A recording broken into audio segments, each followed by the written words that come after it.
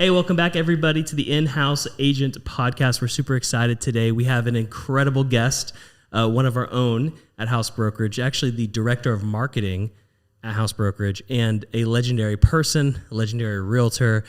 She and her husband have a team here. I'll let her go into all of that. But today's guest is Jennifer Fowler. Jennifer, welcome. Hey. How's it going? Jen. Thank you. Thank you for having me.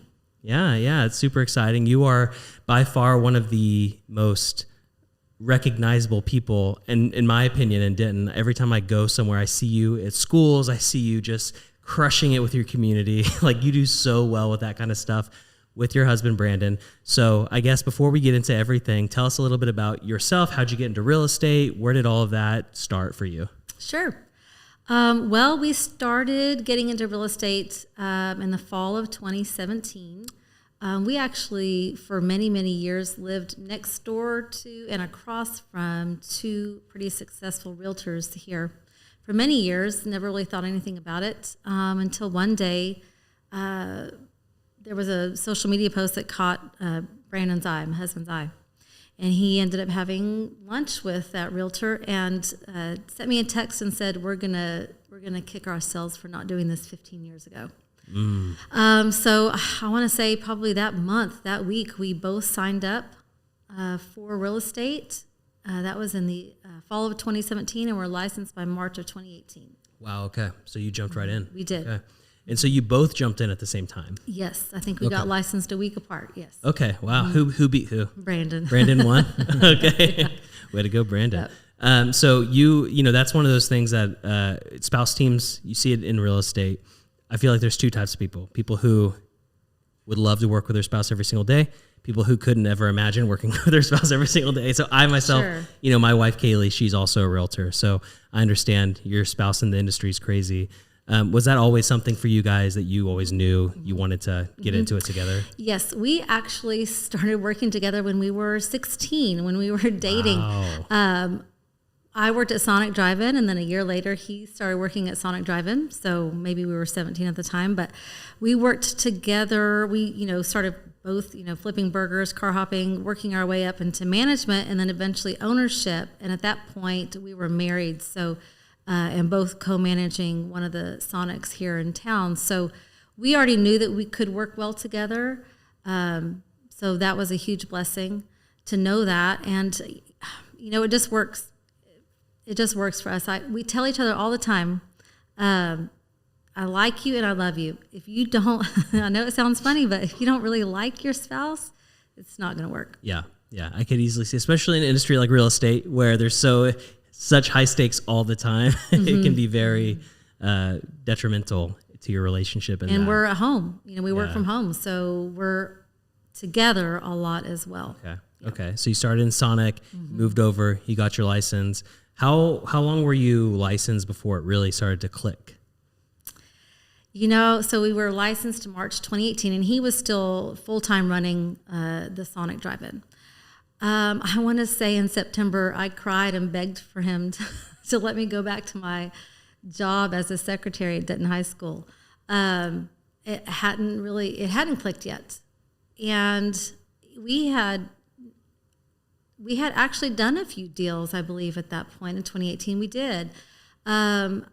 It was a lot more difficult than I thought it was going to be. We knew it was the right decision when we got into it. We had a lot of peace about it, so we knew that. But it was just a lot more difficult, and I was lonely. I was used to being in a building with 2,000 people and a lot of other adults, and that was gone. I was very lonely. So I think, honestly, it was more being lonely than anything. And I probably just picked up more classes and events to go to and networking. And then the business started picking up. Okay. At that point. And obviously it worked out. So I think as someone who's kind of watched you since the beginning, I know when I first met you guys, I was hosting an open house. You both came into the open house. And I was like, they are amazing. They're going to crush it. They're brand new.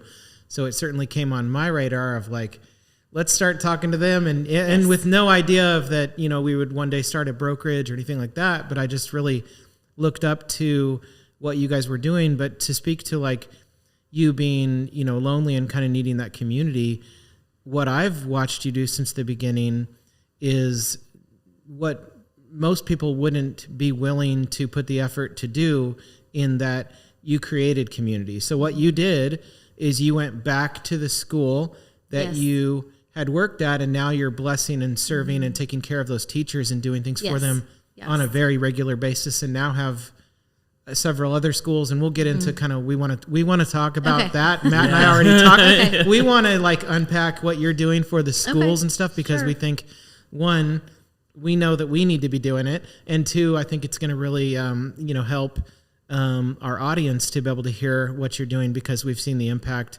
that has brought you. So I think what you've done, and that what I've seen is you might not have had what you need. And I think a lot of people will just say to their team or to their brokerage, give me. But what you said is, let's go out and create this for ourselves. And that's what entrepreneurialism is. It's creating something. It's building something from scratch. And that's what you've done with your business. I read this quote, or I don't know if it's a quote, but it's, no one's coming to save you. Yeah. When you own your own business, it's up to you to make it work. And part of that was, we've got to get to know more people. Yeah, that's one thing that you and I have talked about before. And you, one time I went to dinner with my wife, Kaylee, and you and Brandon, your husband, and we talked about, okay, spouse and real estate, what does this look like? And you guys gave us just invaluable advice there, which I'm still to this day so thankful for. Kaylee and I always still talk about it. But one of the things that you always do say, and you said it then too, is this is your business. This isn't a hobby. If it's a hobby, it's a very expensive hobby. And so this is your business. And I think that's one of the most important things for, if you're a new agent getting into the industry, you really do think, I'm going to get my license. Everybody's going to call me. I'm going to have all my deals. Think about how many friends I know, how many people I know. I'm going to be so busy. This is going to be so easy for me. And then you get into it, and it's nobody's calling you. Nobody's reaching out to you. And it's the you eat what you kill kind of business. And it's a rough business for a lot of people. And I think that's one of the biggest misconceptions. So I guess let's talk about that. Okay. You started as a business owner in a way at Sonic. You and Brandon did Sonic. And then you moved over to the real estate world. How long did it take you to connect those dots, that this is a business? So we got licensed in March, and it was October. Okay. Because I remember what it was, and it was really someone telling us that. And that is when it truly clicked with us, and things really did start to change from that point on. Was that an overnight, boom? It was at a conference, and it was just that moment. And we both, I think, went home and just thought, oh my goodness, what have we been doing for the last 6 months? And realized we needed to treat our business like a business. Mm-hmm.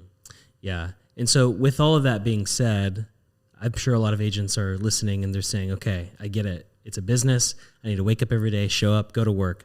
What does that look like for you guys? What's the tangible, how do you make that transition? Because I think more often than not, even some days I don't treat my business like a business, And I think a lot of realtors get away with that. And Jen, start your day with after CrossFit, because we're not going to do the 4:30 a.m. thing. So skip that part. That does help you wake up. I'm just kidding. It does. Throw that in there too. That's an important part of what you guys, Okay, well, we're not doing the 4:30 anymore because they opened up a 6:30 class. That's changed our life. So we're up at 5:50 every morning. Yeah, so much better. So much better. No matter what the temperature is. This morning it was 27 degrees, which means it's probably 30-something in the gym. Not my favorite. But so we do that several days a week. Honestly, our morning routine is probably still our Achilles or our nemesis, if you want to say. And I think that's where a lot of realtors or business owners kind of get tripped up, is the lack of a very structured morning routine.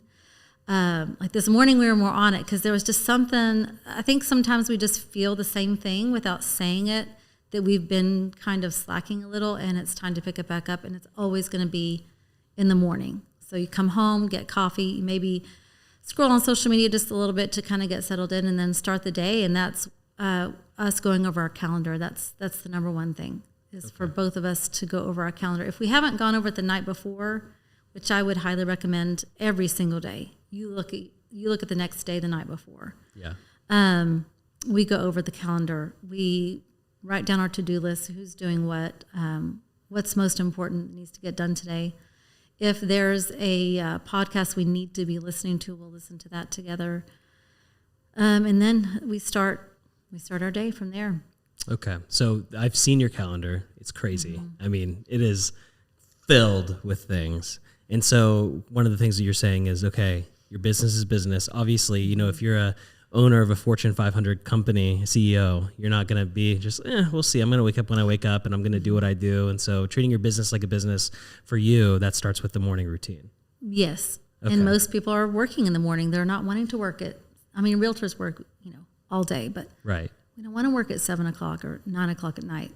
Yeah. Okay. And so from that calendar, do you guys have like a rule in which everything goes on the calendar? How does that work? Everything, personal. It doesn't matter what it is. Everything goes on the calendar. Even downtime can go on the calendar.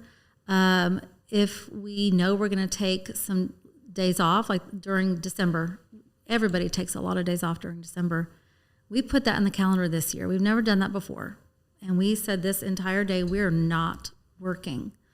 And that's been really helpful. And we share a calendar, so we see each other's what we have going on. It's color coded as well. But yeah, you have to start with your calendar. You all being a spouse team, and I can't relate to that. I'll tell you, my wife doesn't want to be a realtor, so but she has a passion for what she does. But for what you guys are doing in real estate as a spouse team, do you feel that you run into things where you're like, you both want to do the same thing, or there's things that maybe neither of you want to do, but it needs to be done? Or do you find that balance, and then has that kind of migrated over time where maybe you used to do things always together, and then you're like more of that divide and conquer? It has changed a lot. We both don't like cold calling. So to be honest with you, we don't. We don't do it. But for the most part, we have things that I like to do. He has things that he likes to do. He is more organized on the back end. So he is the one who takes over once the deal is negotiated. As far as option period is over, he takes over from there. I pretty much handle all the negotiations, getting into contract and things like that, all the marketing. But he's really good at that. And he's also really good at networking, I think more than he thinks that he is.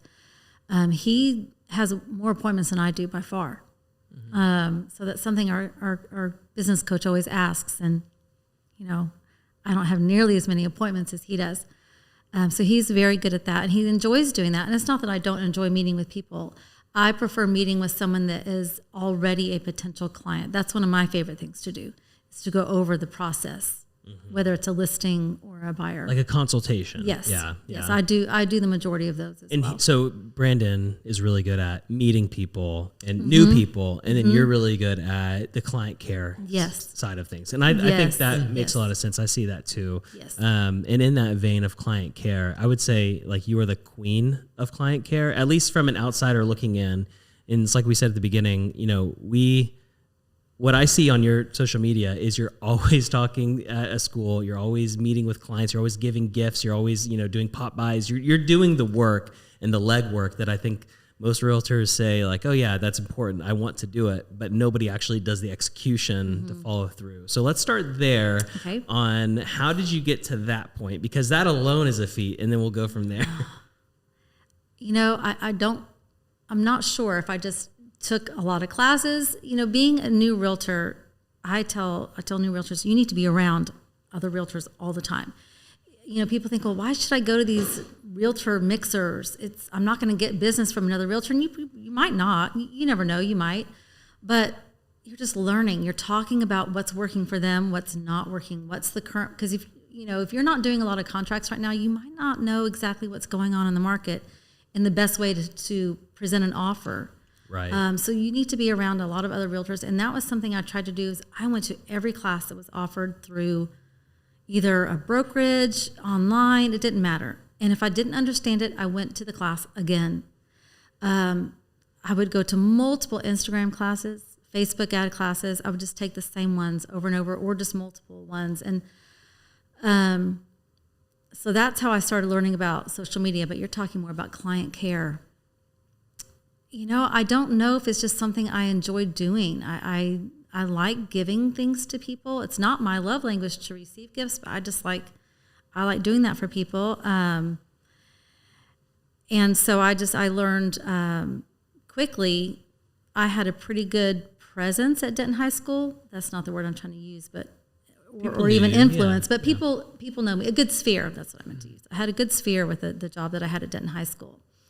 And I just thought, gosh, if I can, give the teachers something every single month that doesn't cost a lot, but just shows that I appreciate them. This is who I am. Don't forget about me. Remember, I'm a realtor. That at some point that would pay off. And then it went from one school to 4. Wow. That's a lot of that's a lot of giving. Yeah. I think that just speaks to, like we said before about needing that community and creating that community. And now what community means is not that everyone knows you.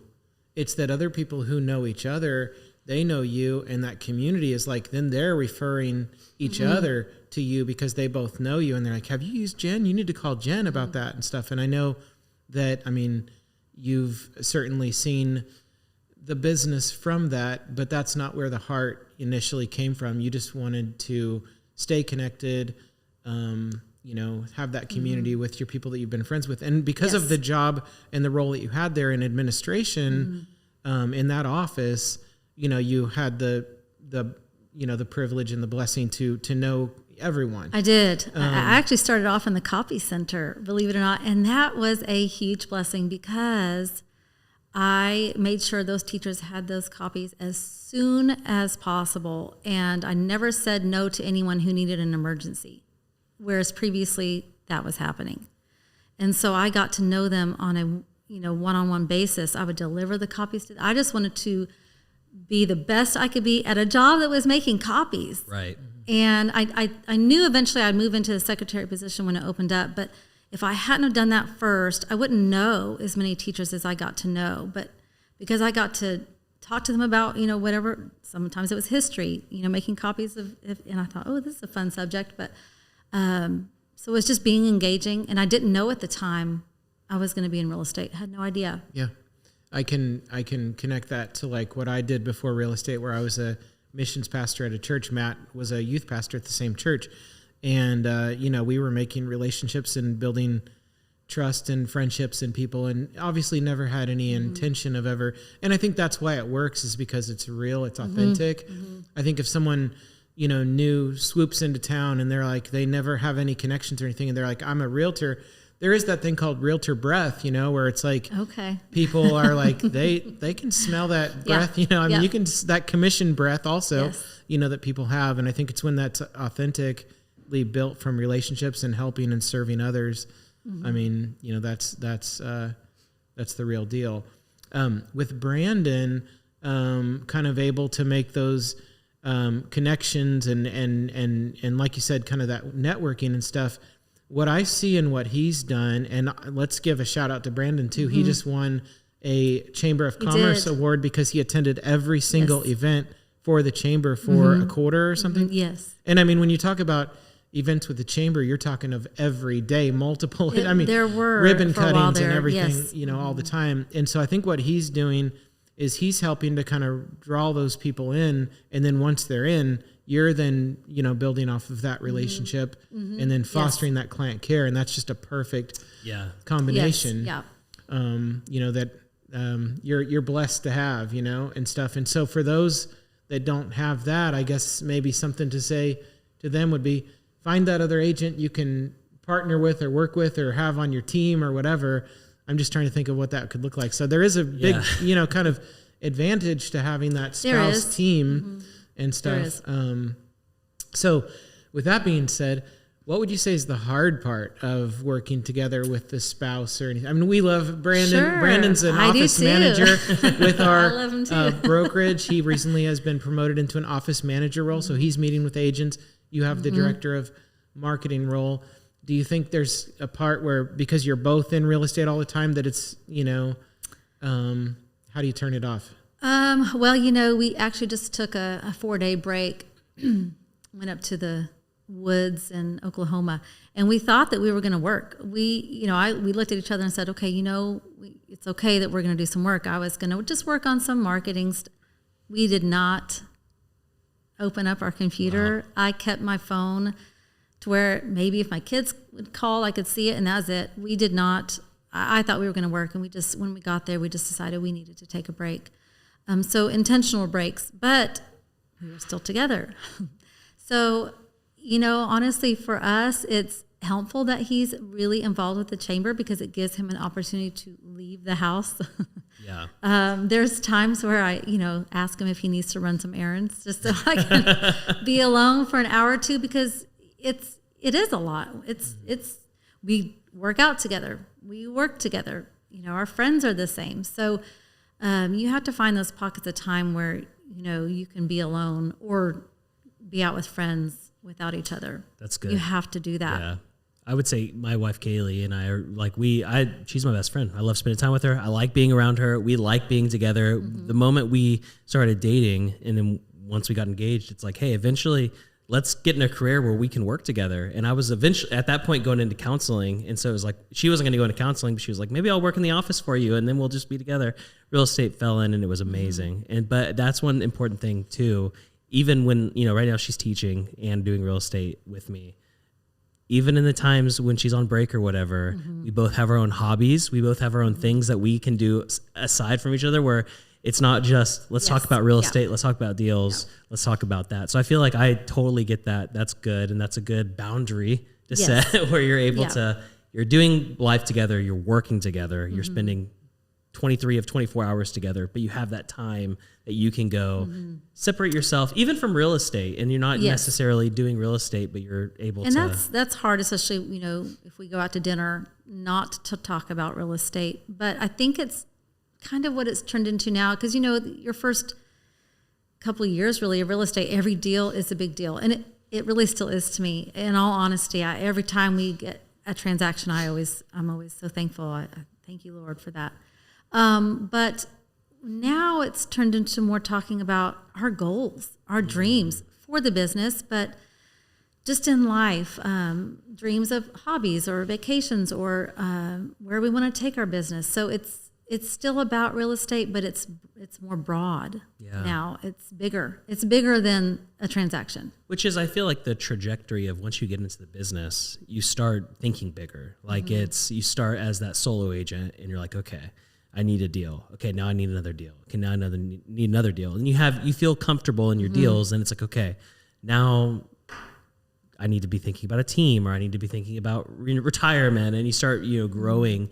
And so I would say that's a huge accolade for you guys to be moving into that space of. I think that's you're treating it like a business. You've been in the business you've passed the threshold of 83% that don't make it, or 87% that don't make it.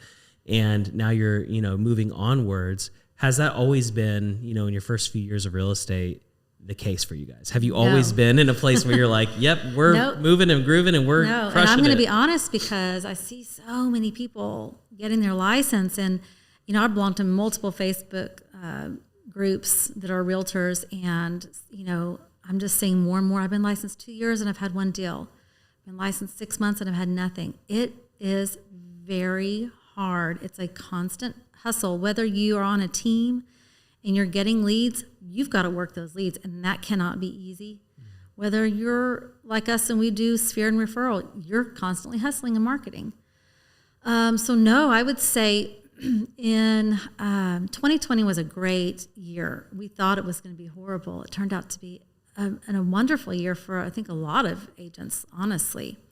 But it also allowed us to just kind of get lazy because everybody else was staying at home all the time and things were shut down. And so I think we kind of fell into just some bad habits that carried over into 2021. And we weren't doing as well in 2021. And I don't know if it's just me being, a woman and really needing more security. I wasn't feeling that. And Brandon was very close to getting his inspector license. And we were talked out of that. And I thought, I was so mad. Because for me, it meant security. Yeah. I thought, okay, and then we went to a Tom Ferry event late, I think it was October 2021 that year. And we signed up for coaching. It was either we're signing up for coaching or one of us is doing something different. It was a really come to Jesus meeting. Make it or break it. It really was. That was the moment. And it's been great ever since then because we've just had to really put in the work. We've had to put in a lot of work. What do you think about coaching in general? Not Sure. even who's doing the coaching, Sure. all of that, but just coaching in general. Mm-hmm. What do you think about coaching made the difference for your business? I would say accountability, but yes, accountability, but you can tell your coach whatever you want to tell them that you've done. I mean, so yes, but it's more than accountability. It's fresh ideas, maybe someone else that believes in you, that sees things that you don't, because a lot of the first months of our coaching was undoing a lot of mindset that we had put into ourselves and our business. And this isn't the first time we've had coaching. And I remember the first time we did it, and I thought, oh my gosh, let's not tell anybody, because it must mean there's something wrong with us, that we need a business. I really, truly believe that until I told someone that I highly respected, and they thought it was the best thing ever. And I don't know why I had that mindset. We've never needed a business coach before, but now you don't have to do expensive coaching. There's many out there that are great, but you own a business. You should have somebody helping you and telling you this is what you need to do. And that's what coaching does. They tell us you need to do this, and we go do it. It's having another perspective, somebody on the outside looking in. Yes, yeah. And just the ecosystem of it. It's not just our coach, it's all the other people that are being coached and all the ideas we get from them. And so it's a really kind of a family, but I just highly recommend anybody. It doesn't matter, any coaching or just partnering up with several other realtors. I would say more than one, and really holding each other accountable and sharing ideas and coming up with new things and learning how to execute those ideas. That's what coaching has done for us, is the execution. Because we're not going to pay the money and then not do it. Yeah. So let's talk about some ideas. Okay. Let's get some coaching from Okay. Jen. And, so as someone who's involved in 4 different schools and working, a ton in your neighborhood, doing community events, doing movie nights, doing mailers, let's just kind of start with some of the things that because to the agent that's like, I want to, start to build my database. I want to start helping people. I know it's a huge, big question, but what would you say some of those kind of first things that an agent could start doing that says, hey, I want to start to work a school or my neighborhood? Okay. Well, let's start with the school. Most principals are going to be very welcoming of you coming in and doing something for their staff because they simply don't have the budget for it. So yes, I worked at one of the schools, and the other ones I had a connection somehow. So find a school where you've got a connection. And if you don't, if you're new to town, just go. Go up to the school and let them know what you like to do. You want to know exactly what it is that I do at the schools? Sure. Okay. I mean, whatever here's the thing, Jen, and something else I wanted to say is that when you said that you, at the beginning, you didn't want to say that you were in coaching or whatever, I think your mindset has completely shifted since then. And what I would say that might have been coming from, and I know that some people have this issue, is that when they have these ideas and these things that they're doing, they don't want to give it away. Yeah. And I think that has, that is not where you're at, because as our director of marketing in our brokerage, you are constantly having classes on Canva, on building a newsletter, on the pop buys that we did, you're always giving and pouring in. And these are agents in our market. I'm an agent in the same market. We're all in this market, and there's plenty more of us. And so that's definitely a mindset, and something that I would say, just to speak to our brokerage, that's just the culture of who we are as House Brokerage, all being agents there. But so you share as much as you want to share, but I know that, for you, I know that it's what and I won't go into so much detail, but it's cost effective and it's easy. I choose to go up there once a month. And I put a little card that I've made on cardstock or, something on Canva. You put it on cardstock and it's always attached, a little piece of candy or a bag of Skittles or a bag of popcorn is attached to it. And it just goes in their box. It's every month it's something different. And I try to go along with the theme of the month, if it's winter or spring. Pinterest is your friend. You just type in teacher appreciation and you will get all kinds of ideas on ones that cost a lot of money and ones that are super cheap. And it even has a little saying, and all you have to do is, you don't have to reinvent the wheel.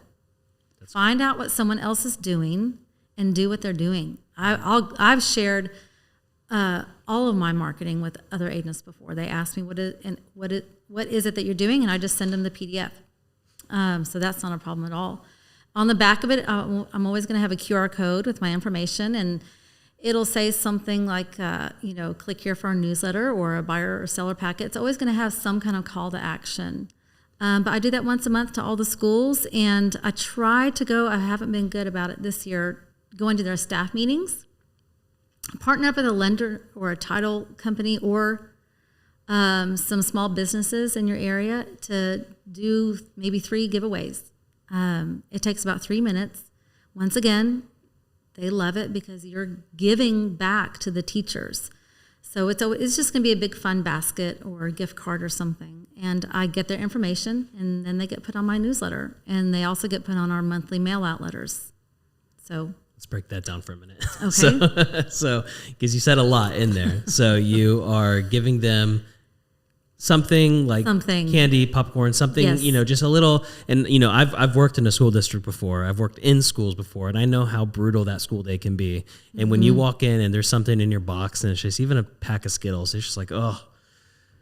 Whew. And it's, if you're going to do one school, this is something you can do completely on your own. We have 500 teachers, so we have hired a college student to put those together for us. And I do buy all the product on Amazon. But if it's 1 or 2 schools, it's extremely doable. So that alone is great.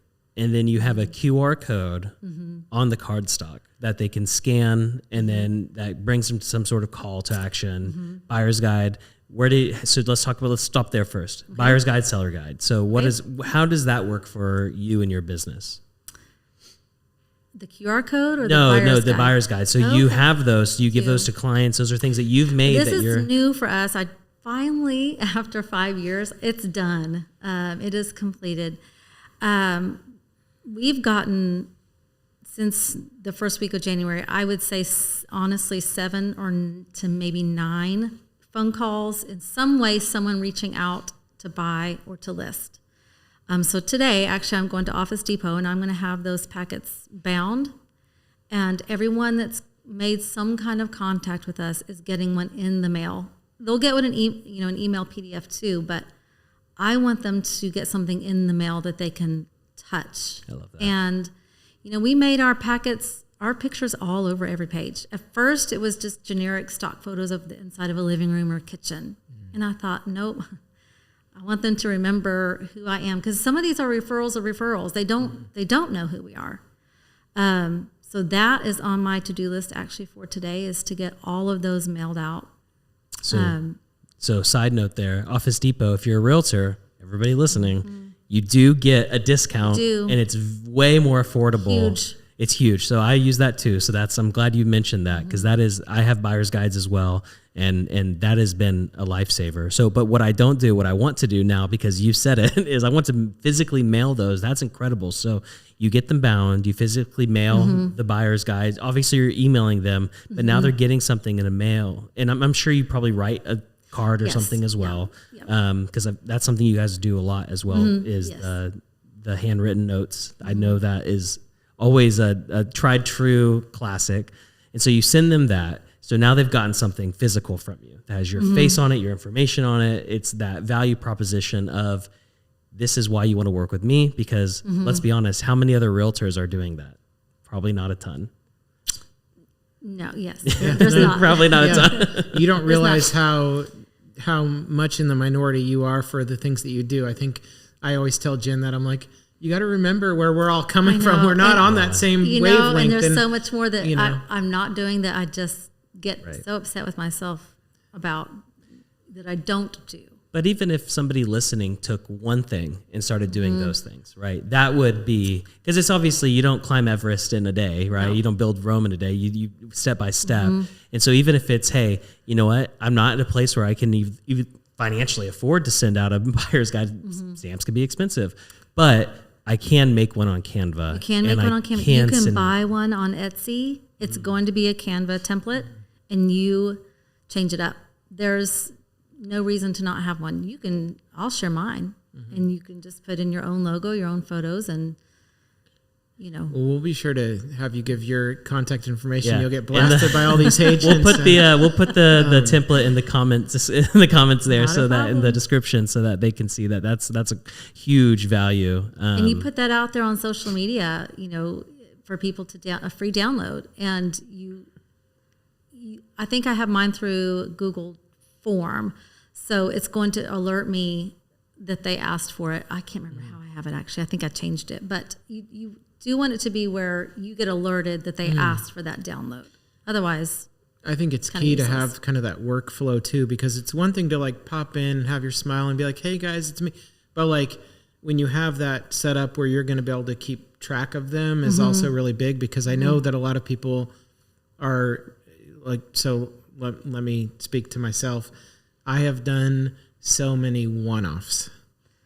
I've gone to this school and I did this barbecue lunch and I spent all this money. I did Olive Garden to this big office. I've done things where I go once, and then, I'll have another connection. I'll be like, well, let's go do this one thing. And so I know so much that it's the consistency is what wins. But I am just speaking consistency as in it can take a year. Yeah. And so that more. monthly thing. And then when you said then going to their staff meetings too. Yes. And they see you, Yes. they're like, oh, that's You her. have and then, to. It's that top of mind, staying top of mind, being at multiple different things. We do here is one of the most cost-effective teacher appreciation, which is in May, that we've done, and it's an ice cream bar, because Walmart has those giant jugs of ice cream. You get a couple toppings, you make the table look pretty, and for the whole lunch hour, you're in the break room scooping ice cream, and they put on the toppings, and that's where you have conversations. You're not going to reach everyone, absolutely not. You're looking for those, honestly, one or two people that you have a big connection with, that you exchange information with. That's what you're looking for. You're not trying to reach all 80 staff, not that day. But ice cream bar, it's just very cost effective. They love it. So we do that in May. That's a great, at the end of the year too, teachers are, if they're going to be moving, it's going to be around then as well. So no, that's, True. And like I'd worked in a school too, and I remember realtors coming in, and there was not one realtor who came in more than once, ever. It was always somebody would come in and they would give us something, and it was cool and fine. And then next month it'd be a different realtor, and maybe that third month we didn't have one, and the fourth month it'd be a different realtor. And it's like, then obviously I became a realtor when I bought my house, but if I was going to buy a house at that time, I wouldn't have used one of the people who came in one time. It would be somebody who I built that relationship with. And so by you being there. Well, that's why the follow-up, because for me, when I went to the staff meetings, that's when I got to collect their information, because they had to fill out a little form in order to put their name in for a drawing. And I did put on the form, that by them giving me this information, I was going to sign them up for I think I call it Not Your Average newsletter. And some people just didn't want to. And I said, that's okay. You won't get a chance to win, but hey, that's all right. It didn't bother me. Yeah, that's cool. Yeah. Love it, yeah. But the majority absolutely did. And so that gave me permission to then sign up, put them on my newsletter, and they can unsubscribe if they want to. And then they also, every month in the mail, they're going to get a letter that I write with a recipe on the back. And So you're I know it's a. You got to keep it's breaking a lot everything of layers. down. Yeah, no, I mean, but It's this is a lot of layers. you had seven people reach out to buy a house in January. So I mean, yes, it's a lot of layers. Obviously, are we all going to start here? No, take one thing, run with it, build over time, build over time. Obviously, you guys didn't do this one day. You start out, and now all of a sudden you have all these things you're doing right at once. But it's those baby steps. Yes. You're always building something to your business, and then and eventually, that's where a coach helps too, because you know, if I said, "Oh, I'm doing this once a month for the teachers," it's not working. And I would tell him that. He's like, okay, there has to be something on top of that. It's just like geofarming, which we can get into that too. But you want to geofarm a neighborhood, you send out a postcard once a month, you're looking at well over a year or more before someone calls you. Right. It's not just that. It has to be that plus more. Yeah. So with your newsletter, how many people do you have subscribed to your newsletter? 1,100. Wow. And some of those were people from a bridal show we did. Talk about one-offs. That was a huge flop. But you know what? We tried it. And I got their information. And so now they're signed up for my newsletter. And they probably have no idea who I am, but that's okay. But we have, So you send that weekly? Yes. As much as you can. Yes. Every now and then, like when I was on that little vacation, I didn't do it. But pretty much. Wow. Weekly. So a weekly newsletter, and where do you send that from? I use Flowdesk to put it together. Awesome. It's, you duplicate it and just change things out. It's so simple, so easy. It's not long. It might have 3 different sections to read. That's it. It is nothing huge. I sent out People don't want to read all that much. Newsletter, and then the following week you showed me your newsletter, and I took notes on my phone, and I changed my newsletter because of what you did. It was so good. So we might include a copy of that as well. We'll just include all the resources for people to see how Jen's utilizing it. But so you do this newsletter, you send that out, and then you're also sending them in the mail a monthly something. Okay, so this was from our very first coaching program that we did. They call it Letter of the Heart. And the reason why it's called Letter of the Heart is because it's very light in real estate. I'd say we mention real estate maybe 3 or 4 times a year. It used to be just once. I think we're going to pick it up a little bit, but which is January. We always kind of do just a roundup of what we've done for the year. But goodness, I write on things like a National Hamburger Day. And everybody gets a free Sonic hamburger coupon. Now, it's nice that I have a connection to where I can do that. If it's Teacher Appreciation Month, I'll just write about my favorite childhood teacher. It's not long. People don't want to read all about me. They really don't care. But always, always, always on the back, it's usually going to have a recipe that's so easy, anybody can do it. It's always going to be extremely easy. And what's been really cool to see is how many people will text us a photo of the back of the letter and say, I just made this. I even had another realtor call me and say, my wife told me to go pick up these ingredients so that she can make what was on my letter. Wow. So that's how you know you're winning right there. And then when people move, I just moved. You need my new address. Not moved because they didn't use me. By the way, it's if they were renting and they moved. Right. I'm just kidding. Just kidding. But we do have one person who moves quite often, and she always makes sure that we have her current address because she has to get the letter.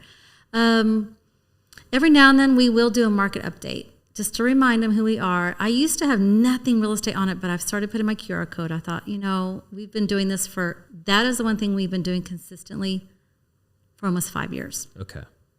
Barely missed a month on that.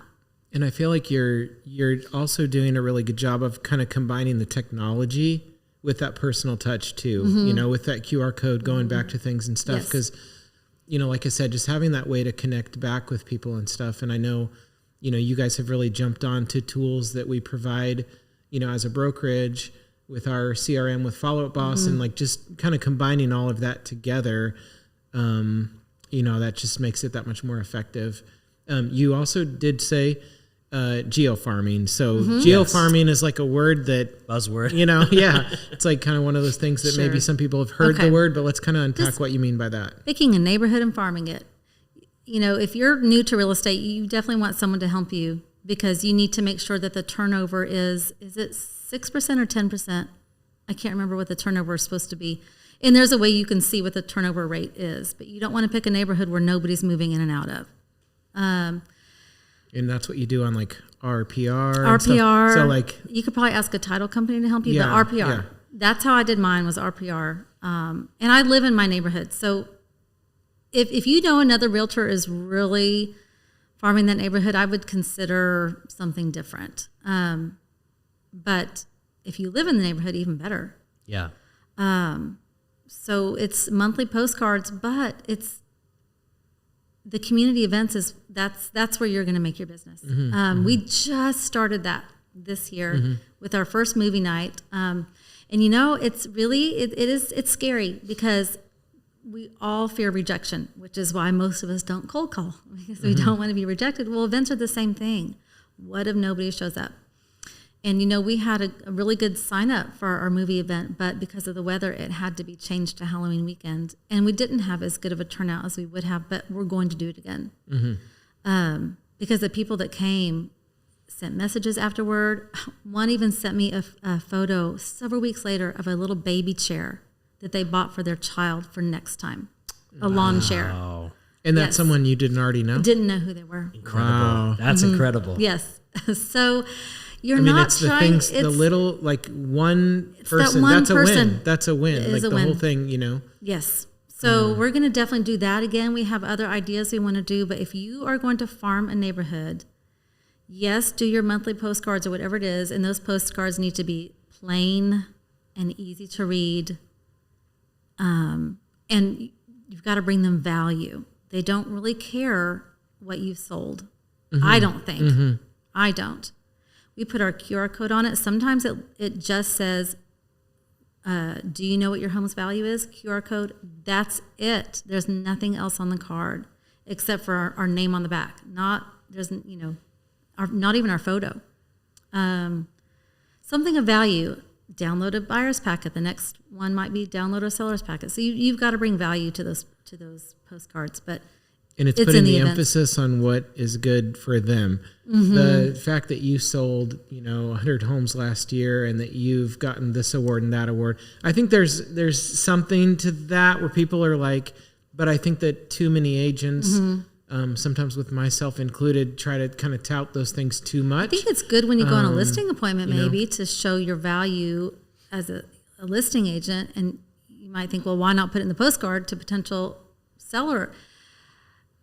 I don't know. I think it can come off as too spammy, too much of an advertisement versus I'm your neighborhood realtor and I'm here to help. Yeah. I think that's a big thing that I see a common trend here in all of the things that you are doing is you genuinely are just trying to help people. There's not really a shtick. It's not really like, you're just what do they call an elevator speech? I don't have one. Yeah, elevator pitch. I don't, I think there's another word for I can't remember what it is. Like what separates you from other realtors. I can't remember what they call that, but I've just never been good at what's my line, what's my, And it's just very apparent your business is just, hey, I'm going to take care of you and I'm just going to give to you, no strings attached. I'm just going to give this to you. And if you use me, great. If not, okay. And thanks. I'm still going to keep giving this to you anyways. Yes, and until you tell me to stop. Right. And then that's so almost countercultural to how internally real estate, you're told there's always a pitch or always a gimmick or always you're scheming some way, right? That's always what you're told to do. And you guys come out and it's so countercultural. You say, no, we're just going to give this. We're just going to give freely, help people. And that's it. And then it works because people see it and they don't smell the, sales breath and they get to know you. And there's people they notice a lot more than you think. They're just not engaging with the social media or whatever it is. They're not engaging, they're watching. And then all of a sudden they say, oh, I know who you are. I've watched all your reels. And why didn't you ever like or comment? So many people they consume and consume and consume. And when the time is right for them, then they reach out. I mean, Bryce, you had that client that your very first conversation when you were a realtor. And then now 6-7 years later? 6 years later, I listed their house this past Thursday, and we just got we have 2 offers on it so far. They've been watching you this whole time. But 6 years later, they were one of the first ones that ever reached out to me. and they came back around, and now I'm teasing them, and they're saying, well, we think we're going to do, and I said, hey, it's fine. If you wait 6 more years, I'll still be here in 6 years too. But no, they're, I think that's just staying that top of mind for people. Mm-hmm. And Jen, also speaking to kind of your content and things that you're putting out there, it's not just the, consumer or the people that are buying and selling that are watching that, because I hear all the time, speaking to one of our agents in Abilene, and she's watching everything that you're doing, and she's really taking notes and saying how much, value you're always giving to her. And I have agents who are telling me they're meeting with Jen, or they just met with Jen, and oh my gosh, I'm so excited. You just told me this morning you had 3 or 4 agents that you're meeting with in the next week within the brokerage of really, giving back and stuff. So that giving spirit doesn't stop with, clients. You're doing that for agents too. Anything you want to speak to with that? Yes, I think it's just because I know how hard it is, and you have to put in the work. And I remember people telling me the same thing and thinking, right, whatever, the phone's going to ring, and it wasn't happening. And so now if I could just tell an agent, if you just start, you have to start somewhere. It might not pay off for 6 months or longer, but you have to put the work in. You have to put yourself out there. You have to be top of mind. The first thing when you get licensed, you need to let everybody know. You've got to call your friends, write your friends. It's not just, I tell people, don't just pick up the phone. Put something in the mail, follow it up with a phone call. I mean, that's just the very beginning of, prospecting, I guess. That's what you want to call it. Kind of that, a social media post isn't going to do it. Right. It's that trust the process, and the consistency. And I think that also goes back to that mindset too, because 6 months is a long time. It is a long time to not get a paycheck for, and so, and that's, like Matt said, the 87% failure rate in real estate. I mean, there's something to say to, like, someone who, and I think that's good too when people still have something they're doing a little bit. It's like, we had Stephanie Dunbar on a few weeks ago, and when I first met with her, she had a career of 17 years that she was leaving behind. She sat across from the table at 7 Mile Cafe with me, and she said, okay, I feel good. I'm going to go ahead and resign. I'm going to quit my job. And I'm confident that this is going to, and I'm like, sitting here like, Stephanie, stay, but then she jumped all in, but she's one of those two that just kind of came in all in. I'm going to go for this. We burn the ship? Is that what they call it? When you burn the bridge? What is it? The Vikings or wherever they went and claimed land, they burned the ship so they couldn't go back. Oh, yeah. Okay. Yeah. Okay. So we burned the ship when it came to Sonic. It was a great career swam for out us. So far that you can't help but we, everybody kept saying, oh, no, wait 5 years. I'm telling you, everybody kept saying, to wait 5 years, and I kept thinking, my husband does not have 5 years in him to work at Sonic anymore. He just simply doesn't have it. So we put the hard work in. I say we don't like to cold call, but I remember in the early days, especially Brandon, he called everybody in our database, and that is how we got all of our deals in the beginning, which slowly turned into referrals. And we were doing the letters and things like that, but we did make phone calls. Yeah. Especially in the beginning, you have to. If you I always say you either join a great team or you hustle like crazy. Yeah, because those deals aren't going to come unless you're either hustling or you're on a team that's providing you something like leads, where you have work to always be going to go after. You had mentioned your database there. So that's another thing that I know a lot of realtors don't have a database. They just they say, I don't need one. I have my phone. I have a contacts list. That was the first thing we did. Yeah. We wrote down as many people as we knew. Goodness, from whether they were friends of friends of friends or acquaintances, we wrote down every single person we knew. And that means you've got to call them or text them or Facebook message. You've got to start reaching out and asking for phone numbers and emails and addresses so you can start sending them things. And, I always think if one of my friends went from one job to another, a big career change, and they called and told me, wouldn't think of them as being salesy. They're calling to let me know, you know, I'm in a whole new career. If you'd ever like to meet for coffee, or, you know, you don't even have to ask for that yet. Just simply call and tell people what you're doing. That's the first thing you have to do. Well, and real estate is one of those professions that everybody wants to know about. Everybody any homeowner wants to know how the market is, what's the value of my home. Anyone who's leasing and wants to buy, they want to know what are the interest rates, what are the, you know, because it's just something where people are really thinking about. So we do have that blessing of like people do want to hear about what we're saying, but we let them engage that, you know, with us and stuff. I think. Yeah. So we're running short on time, so I wanted to touch base one more thing that I know you're the queen at here, and that is your video content. You had mentioned Reels earlier. That's like a whole other That's a whole, But you are, I mean, before you had joined the brokerage and before I really even knew who you were as a person, I knew your video content. Because you never liked them. I'm just kidding. Look, before you joined the brokerage, you were watching on Facebook. I will say this. Look, if I like or heart something, that's a huge. I don't go through and like a million things. I just don't. I should. I don't. To call him out, Jen. I love that. I'm just kidding. Look.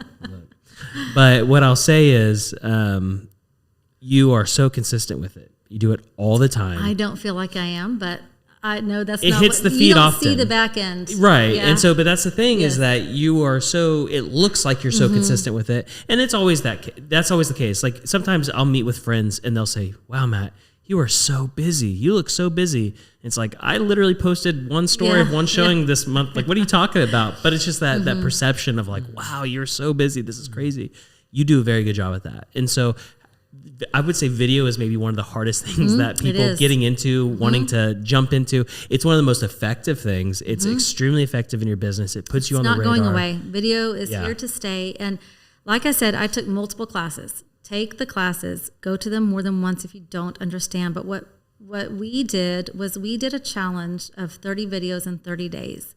If you go back and look at those reels from a year ago, they're pretty boring. But we did it anyway, and that's just what started getting us on camera more often. And then I took, I think, a 2-day class on how to edit.